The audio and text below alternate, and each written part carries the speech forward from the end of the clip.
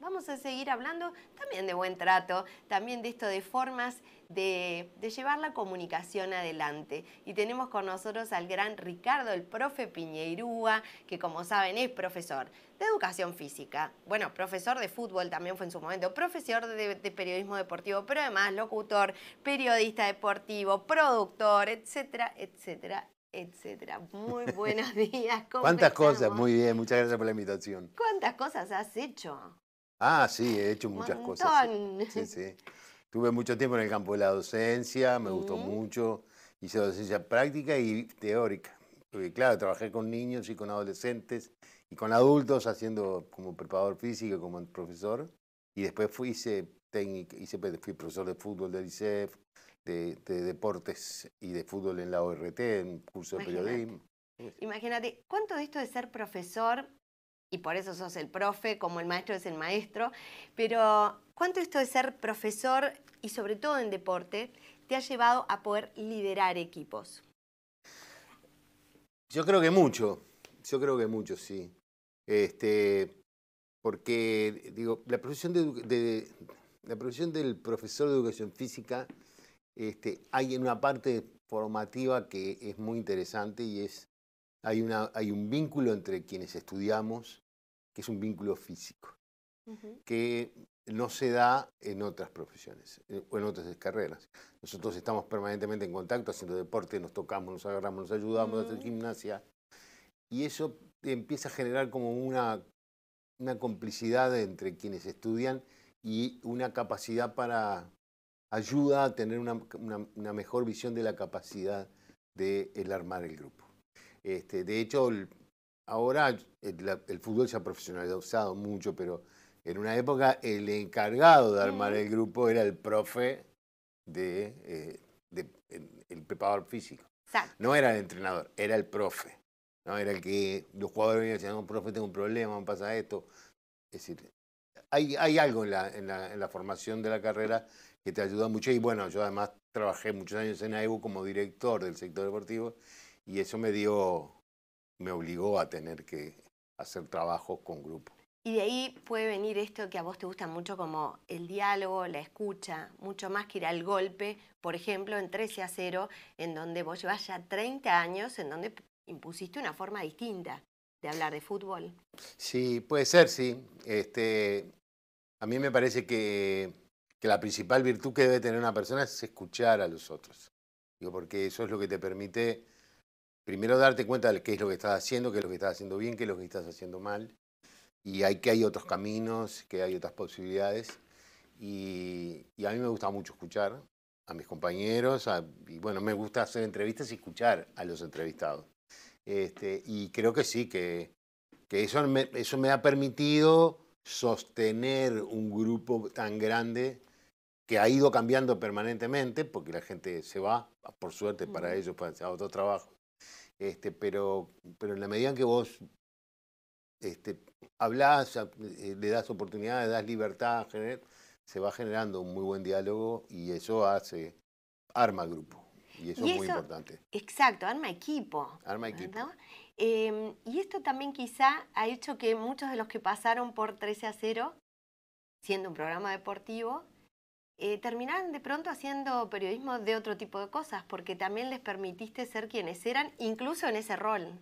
Bueno, sí, es cierto, sí. Lo que pasa es que nosotros también, desde que empezamos a hacer 13-0, nos planteamos que teníamos que hacer un programa que no fuera, que fuera un programa de radio. ¿Tá? Ujú. Eso es lo más Eso. importante. El concepto es, nosotros hacemos radio, el fútbol lo juegan los jugadores, y lo hacen entre los entrenadores y los jueces. Nosotros hacemos radio. Entonces tenemos que hacer un producto que sea entretenido, divertido, que tenga el fútbol como excusa. Pero hablamos de muchos temas. Y, y en ese sentido me parece que sí, que también cuando uno tiene necesidad de contratar a alguien o de incorporar a alguien al equipo, a mí me deslumbra mucho la inteligencia. Gente que vos hablas, te das cuenta que se preocupa, que está interesada en otros temas. Y me parece que para entender los fenómenos culturales y el fútbol es uno de ellos, está muy bueno tener una cabeza más abierta. Y bueno, después tienen oportunidades y se van y tenemos ahí conduciendo un TV Ciudad del lado B a Guimar Amaral, Sí, Martín Rodríguez, el claro. conductor. En Canal 10 ahora está Nico Vigliola haciendo Susana, bueno, ni que hablar de Rafa Villanueva o mi propio hijo, y Tu yo qué sé, hijo yo, también, por Fernando supuesto. Tete, hay una pila por Que, ahí. claro, que han pasado por ahí, que sin embargo, bueno, la vida lo fue llevando por otro lugar, Sí, pero que tuvieron ahí su escuelita. Hubo momentos maravillosos, 30 años cumpliste ya de sí. 13 a 0. Hay historias que vos has contado de todos estos años. ¿Qué es lo que más recordás? ¿Aquellos momentos que estaban muy ligados al fútbol o todo aquello en lo que se salía del fútbol? este, yo, yo, cuando tengo que recordar o pensar qué es lo que más me gustó de los 30 años, esto que llevamos, más que las cosas ligadas al fútbol, las cosas ligadas a ese grupo, a ese equipo, a esa, a la profesión de hablar. Porque así como me gusta mucho escuchar, para mí ir todos los días a la radio a las 7 de la tarde es como ir a hacer terapia. Mm, Porque bueno, porque ahí vos hablás, expresás lo que mm. sentís, por lo menos yo lo hago. Hablas Digo, mucho de yo siento que, ¿no? sí, exactamente, sí. Todo el mundo se ríe porque Sí. yo soy lo que yo siento. Es- Yo siento, capaz que estoy equivocado, pero mis sentimientos van por este lado. Yo creo que contra los sentimientos es muy difícil actuar y la sensibilidad tiene que ser el tema. Entonces, algunos momentos vinculados a cosas que hemos compartido son impagables, ¿no? Entonces, cosas del grupo, cosas de programa, programas de homenaje, programas largos de sábados y domingos, en una época que hacíamos muy largos los programas, Ujú. viajes, yo qué sé, la experiencia vivida, por ejemplo, en Rusia, cuando fuimos al Mundial y tuvimos con un grupo de la radio viviendo un mes en una casa rarísima, la casa que la llamaron la casa del Lambrís, todo era todo de Todo el madera. hambre, la humedad que habría atrás del hambre. Bueno, no, nunca nos Y enteramos. se ponía mucho, porque cuando había Sí, humedad la se vida me da. ponía. Por eso te digo, yo qué sé, son muchas cosas. Pero sobre todo creo que lo más agradable es más allá de algunos momentos del fútbol, yo qué sé, el Mundial de Sudáfrica, la mano Ujú. de Suárez, el penal que tuve la oportunidad de vivir. Yo creo que me quedo con la convivencia diaria Ujú. con mis compañeros de Con trabajo. aquel homenaje cuando fallece Liber O Seregni, cuando por falleció, ejemplo, bueno, que ahí ese has fue un contado, ejemplo, ¿no? ¿no?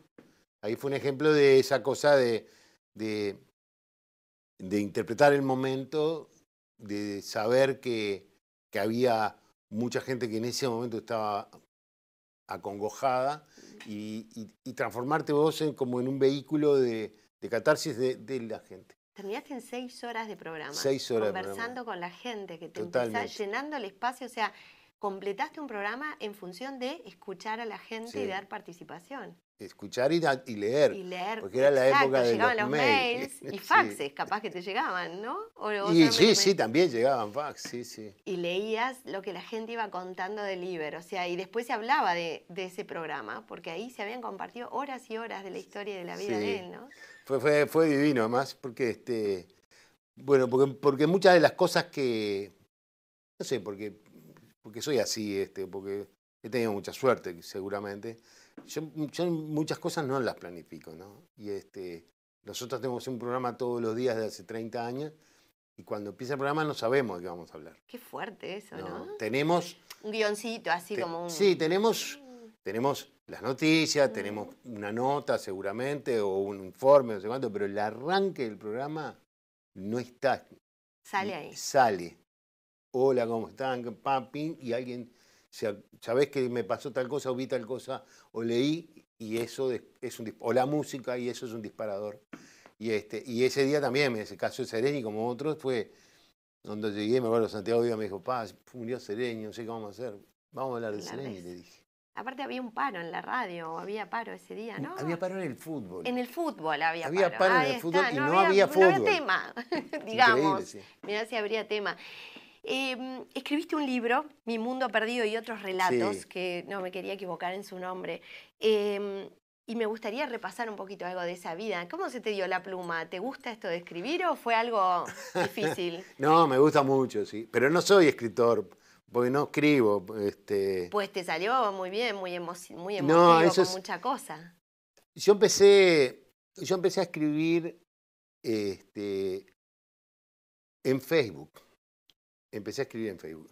En realidad empecé a escribir, que yo en el libro lo cuento en un relato,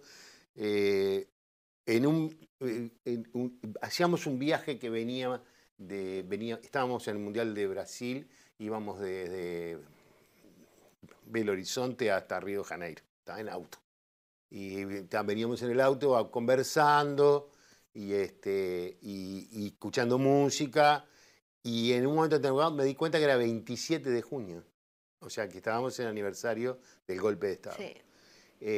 Y porque me di cuenta porque apareció la canción de El Adagio de mi país de Zeta Rosa, Claro. que iban poniendo en el auto, íbamos 4 personas. Sí, sí, sí. Y entonces ahí, no sé, me vino como una cosa muy fuerte. Y cuando llegué a Río tenía un mensaje de mi hijo que me decía, ¿viste el maestro qué grande? Hablando de que Tavares había renunciado a todos sus cargos en la FIFA por la sanción a Suárez. Y me vino una necesidad de escribirlo y lo escribí. Y entonces estaba ahí con un grupo muy grande de gente, éramos como 15, era mucha gente de cada del canal. Era la cobertura para el Canal 5 del Mundial, entre otras. Y entonces Andrés Rodríguez vino y me dijo, publicalo en Facebook. Pero no tengo. Me dice, hacemos uno. Hicimos un Facebook y lo publiqué en Facebook. Y tuvo mucha repercusión y yo me sentí muy bien después que lo escribí. Y entonces me empezó a pasar que cuando tenía cosas que me venían a la cabeza, o angustia o sentimientos, los escribía. Y un día tenía una cantidad de relatos, la gente de Editorial Sudamericana, que yo había hecho con ellos un libro de fútbol con Gerardo Caetano, me dijo, vamos a hacer algo. Y tal, le llevé los relatos. Y ahí salió. Ahí hay algunas cosas como tu mamá, por ejemplo, ¿no? Sí.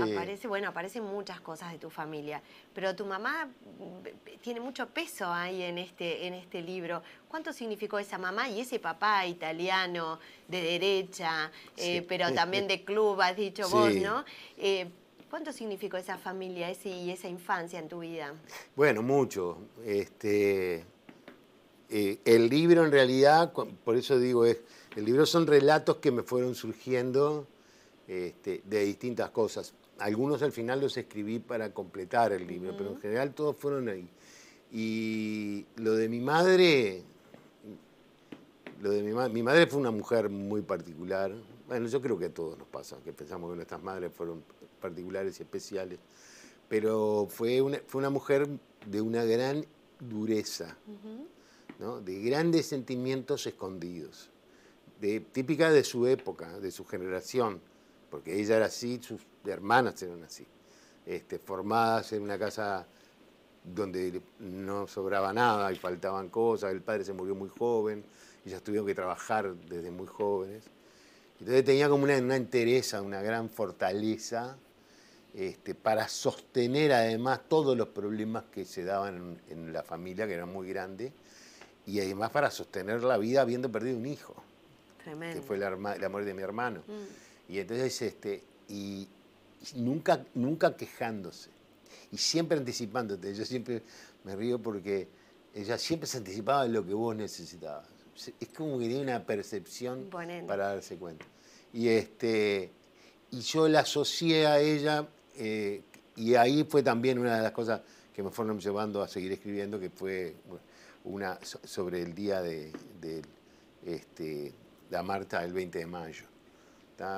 Yo le asocié a una historia mía que ella me obligaba a que yo cuando llegara a mi casa de noche le dijera que había llegado. A partir de ahí tu mamá podía descansar. Exactamente. Entonces yo me quedé con esa idea en la cabeza y ese 20 de mayo escribí eso, mamá llegué, ¿no? Como pensando cuántas madres no han encontrado a sus hijos. No encontraron, no les llegó nunca. No volvió su hijo a casa, ¿verdad? No llegaron no escucharon ese mamá llegué. Exacto. Que supongo que debe ser una cosa muy... Yo creo que todas las madres en este momento se están identificando, ¿no? Con la mía, si fuera por ella, le pondría mamá llegué por WhatsApp todos los días, ¿no? Claro, sí, mirá la edad que tengo.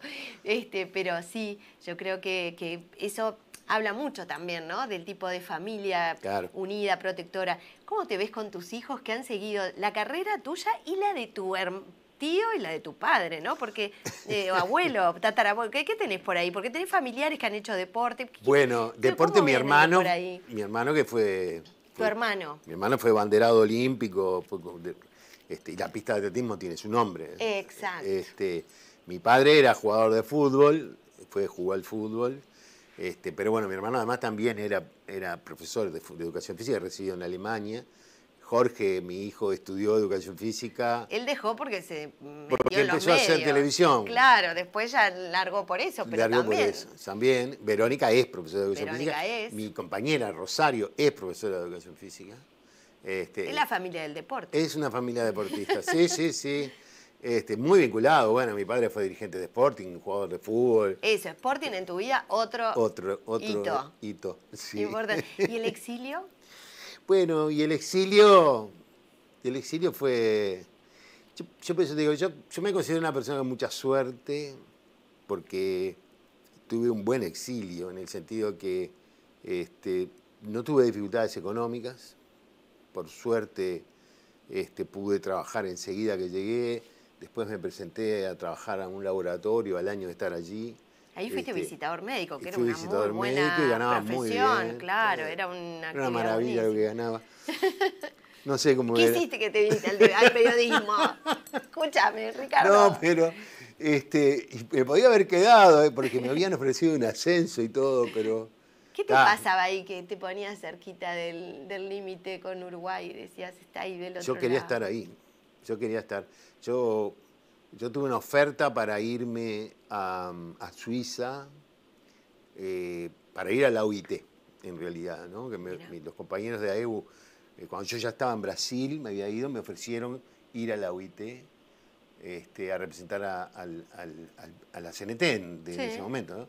Y eso implicaba que después no sabía qué iba a pasar con mi vida, en el sentido de a dónde iba a terminar. Claro, sí. Podía terminar asilado en algún país, lejos, frío.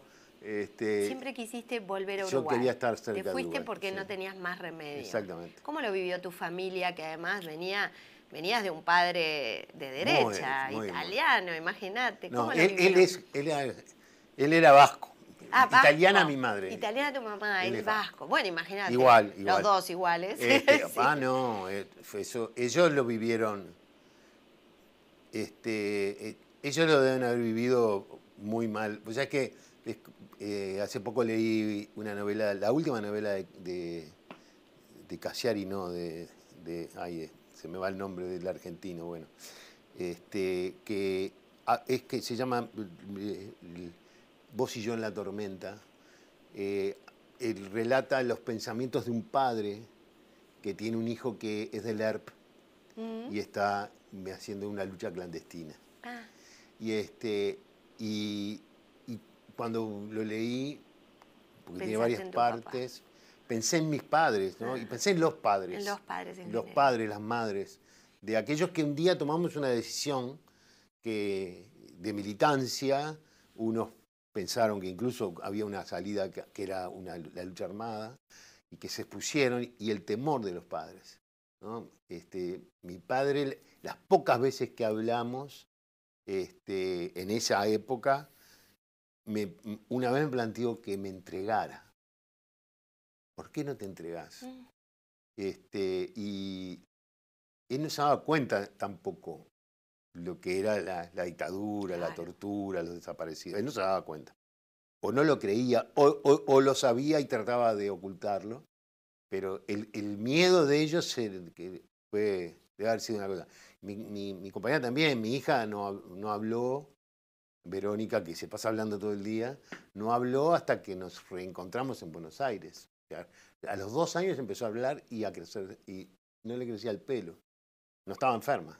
Es decir, el estrés familiar fue muy fuerte, sí. Qué fuerte, el regreso, inolvidable. Y el regreso el regreso también, sí.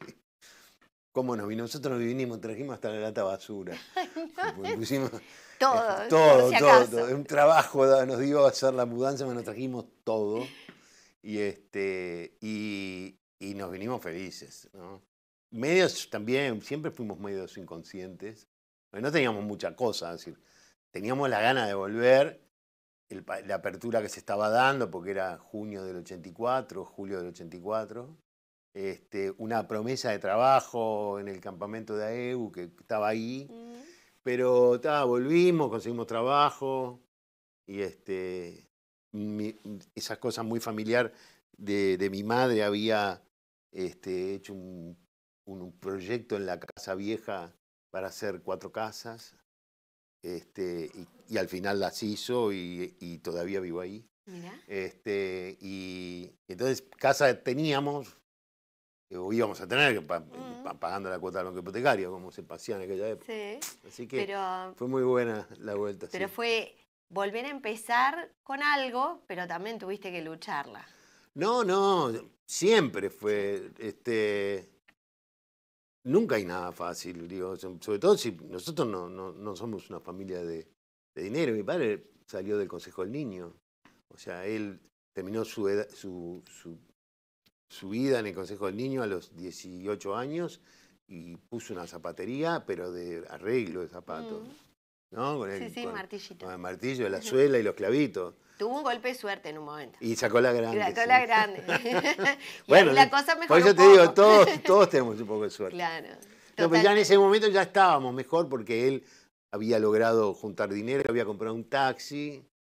La época donde, ¿no? Los que tenían un oficio laburaban. Sí. Los inmigrantes eran de mucho trabajo también. Juntaban dinero y podía tener, ya tenía un taxi, ya estábamos mejor, pero cuando sacó la grande compramos la casa que está que ahí, les dio una importante base, ¿verdad? Luis de la Torre, que Sí. es una casa gigante, increíble. Divino lugar. Y ahora hay 6 casas ahí. Y es increíble. Divino.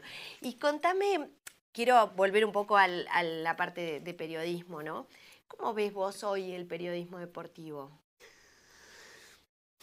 Yo creo que ahí hay muchas cosas que son muy complicadas, para decirlo de alguna manera, porque se ha dado un fenómeno que es el fenómeno de la globalización. Como parte de la globalización, el desarrollo de las grandes cadenas de transmisión, el deporte y el fútbol en particular como el gran producto, ¿no? Que incluso vos lo ves, lo que ganan los jugadores, lo que ganan los entrenadores, lo que gana la gente, son fortunas, porque el fútbol es lo que le da vida a gran parte de las grandes cadenas de televisación. Entonces se ha dado un proceso en el cual los periodistas, muchos periodistas, trabajan analizando un producto que es de sus jefes. Entonces es muy difícil imaginarse que tengan independencia. Hay un discurso muy grande, yo lo veo, sobre todo yo lo veo en la televisión argentina más que nada, o en los cables, que hay muchos argentinos, de decir lo que vende, lo que le gusta a la gente, y de dramatizar todo de una manera brutal. Boca perdió la final de la Copa Libertadores y es una hecatombe. Y el técnico se va, hablan mal de Cavani, es horrible, que se pasan todo el día hablando de... Perdió la final de la Copa Libertadores. No debería haber llegado a la final de la Copa Libertadores, para empezar, porque no tenía fútbol para eso, pero perdió. Y no hay ninguna evaluación, no es que no haya ninguna, pero son pocas las evaluaciones. La mayoría son gritos de qué horrible, esto es un fracaso, no sé cuánto. Y es como de alguna manera, dice, la victoria en el fútbol a veces es una cuestión de suerte, ¿no? Hay una imagen muy famosa de Tavares que salta a gritar un gol y se agarra la cabeza, ¿no? Eso fue un partido de semifinales de Copa América, donde el Canario García patea al arco y la pelota pega en el palo. ¿Está? Un penal, era el penal definitorio. La pelota pega en el palo. Pega en el palo y sale. La diferencia entre ser finalista de la Copa América o no serlo son 3 centímetros. Claro, si en vez de pegar acá, pegaba acá, entraba. Entraba, sí. Entonces, ¿cómo puede ser dramático que no hayas podido llegar a la final si fuera por 3 centímetros? Una cuestión de suerte. No es que hiciste cualquier cosa. No, exactamente. Claro, no se evalúan los procedimientos, eso le pasa a muchos. En eso Bielsa tiene bastante. Mucho al grito.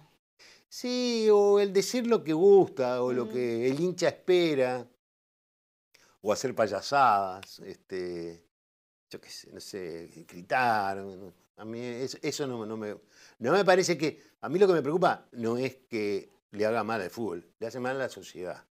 Porque si vos tenés que el otro día terminaste un partido clásico y entre los hinchas de Nacional, entre un grupo de hinchas de Nacional, se terminó agarrando las piñas porque unos querían poner una bandera y otros no la querían que la pusieran, y vos lo que hacés desde un medio de comunicación es gritar y generar también un estado de violencia, no estás ayudando a construir sociedad. Eso Sí, es lo que me preocupa, ¿no? comentábamos el otro día, ¿verdad? Se quitan la hinchada contraria para evitar la violencia y también ocurre después termina adentro de la cancha sí, y sí. entre los propios... Entonces uno no está entendiendo esa violencia desde donde también se sigue arengando, ¿no? Y los medios sin duda tienen un rol. Porque lo que pasa es que hay una... O sea, ha ido avanzando a lo largo de los años, desde muchos años, es decir, un fanatismo hacia los cuadros de fútbol que va mucho más allá de ser hincha, ¿no? Es decir, de ser hincha, voy a ver un partido, qué horrible, qué gol, que insulto a alguien, le pego un grito al juez, me voy para mi casa tranquilo y no pasa nada. No, soy parte de todo el día tengo la camiseta, todo el día tengo el equipo, todo el día leo noticias. Mi rival no es mi rival, sino que es mi enemigo. ¿No? Le llevo una gallina para provocar, le pongo una bandera, los espero por la calle. Hay muchas cosas. Hemos ido deteriorándonos en ese Sí, sentido. hay una involución ahí en el racionamiento que digo que después se transmite a la sociedad, porque después se transmite a la política, y entonces también mi rival político que piensa diferente que yo, pero al quien yo tengo que respetar porque conformamos un espacio democrático, lo termino agrediendo en las redes. Entonces esa cosa es como que esa famosa grieta que dicen que tienen los argentinos, que la masa dice que quiere terminar, se va construyendo. Exactamente. Y hablando de esto de los rivales y la política, y nos va quedando un poquito tiempo y voy a tener que apurar, y me quedan muchas preguntas para hacerte. Pero TV Ciudad, un rol estás cumpliendo importantísimo allí, porque, bueno, has estado en espacios muy importantes. Pero también esto de alguna forma, ir teniendo una forma de comunicar, quizá fue lo que te hizo salir del programa en el que tú estabas y que... Bueno, fue cuestionado tanto la participación del programa como, cuando estabas en La Letra Chica, ¿verdad? Como cuando decidí salir e irte a otro estilo de programa. ¿Cómo se da esa decisión de salir de ahí? Bueno, primero, la decisión de hacerlo. Esa fue la primera, Sí. porque fue allí en aquel momento el director del canal me planteó que quería hacer un programa periodístico, y quería que yo lo hiciera. Y yo dije, pero yo no sé. Porque era sobre todo político, ¿verdad? De temas políticos, de actualidad. Sí, era muy político, un periodístico muy político. Pero él me dijo, bueno, sí, pero vos tenés credibilidad, fue algo así lo que me dijo, como que la gente... Bueno, y lo hice. Y hicimos una primera temporada que estuvo muy bien. Hubo mucho palo, pero fue muy interesante porque había mucho académico. Fue un programa que puso la academia en la pantalla. Entonces las situaciones, los momentos, todo lo que se vivía en aquel momento fue interpretado muchas veces por la academia. Eso es interesante, ¿no?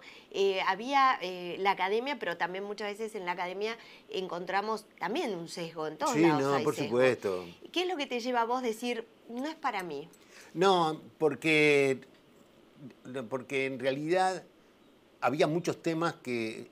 Llegó un momento en el que había tantos temas que se discutían y que estaban ahí, que yo no los entendía, eso por un lado, y que me llevaban a esforzarme mucho para entender muchas cosas que no eran solamente la política, la filosofía, etcétera, la economía, y entonces empezó a generarse, se me empezó a generar una situación de estrés a mí.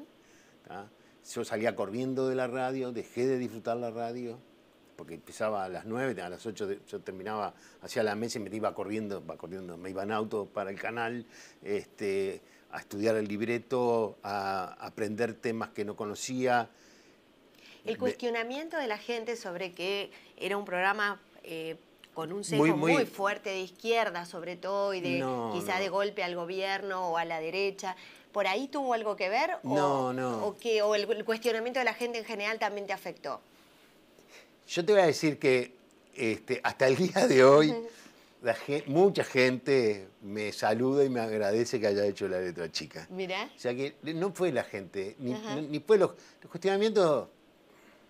Cuando vos estás en esto, te cuestionan todos los días por lo que sea, ya sea por política. Digo, está claro, todo el mundo sabe que yo soy una persona de izquierda. Digo, estuve exiliado, fui militante, pero no soy una persona cerrada, yo pienso y tengo una fuerte convicción democrática. Yo me fui de la letra chica porque realmente me daba una situación de estrés. Te voy a decir algo, pensá lo que vos me dijiste cuando arrancamos. A ver, me dijiste, todo lo que hacías. No, sí, y me dijiste, sos una persona que no te gusta el conflicto. Por eso te preguntaba si ahí qué era lo que te había... Y a mí, y el programa era un conflicto. Por eso. Pero no con... Es decir, era para vos. Era para mí un conflicto. Eso, internamente todo lo que tenías que poner para estar ahí. Yo te lo digo, a mí me vino, ya hicimos una nota al ministro de Defensa, ¿está? Y entonces me acuerdo de una cosa, no sé, que el ministro hizo un alegato en defensa de los soldados que estaban cuidando la frontera y comiendo guiso frío. Y yo tendría que haber dicho, ¿por qué comen guiso frío? ¿Por qué no lo calientan? Y dije, voy a tener un choque. Y no soy yo así. No soy de chocar, ¿entendés? Claro. O vino el que en aquel momento era un segundo de Larrañaga, González, que me habló de todo lo que se estaba haciendo en las cárceles y decía cosas. Y yo podía haberlo interrumpido. Entonces, como que no era lo mío. No era lo que se esperaba que ahí estuviera. Yo prefiero lo que hago ahora. Eso te iba a decir, ideas cruzadas. Claro, que es un programa como este, así. Que conversás, nos sentamos, conversamos de temas. No tengo un objetivo en el sentido de lo que me interesa es la conversación, el intercambio de ideas. Hablo con jóvenes, hablo con músicos, hablo con gente de la cultura, con políticos no, con, no sé, periodistas, catedráticos, politólogos. Y ahí estás en tu salsa, como se dice. Feliz. Tenemos que cerrar ahora, sí, muy bien, se nos va el tiempo, pero ¿qué te ves a futuro? ¿Qué pregunta? Porque me queda poco futuro. No te queda poco futuro. Vos dirás que quizás te están diciendo a veces que, bueno, si te vas a jubilar, no te vas a jubilar. Vos decís, no me dejen dormir la siesta. No me dejen dormir la siesta, sí. ¿Pero algún proyecto, algo que digas que... ¿Algo pendiente? No, pendiente tengo pila de cosas para hacer. Quiero seguir escribiendo, que eso me interesa mucho. Ahora estoy metido en estos días en el cierre de la celebración de los 30 años. Vamos a sacar un pequeño documental con la historia, un evento con quienes todos trabajaron, los oyentes. Y para el año que viene mi idea es dejar de comentar cada vez menos fútbol, pero hacer cada vez más programas. Divino. O sea, seguir con el programa y seguir con ideas cruzadas, leer y escribir. Así que veremos más cosas ahí de tu pluma y te seguiremos como siempre. Y por supuesto a toda tu audiencia de 13 a 0 le mandamos un abrazo enorme. Y bueno, en todo el país te estarán escuchando. Así que gracias, Ricardo, gracias el profe Piñeirúa. Por la invitación, estabas muy informada. Así que no pasé muy bien. Muchas gracias. Yo también. La verdad que ha sido un placer conocerte así de cerquita.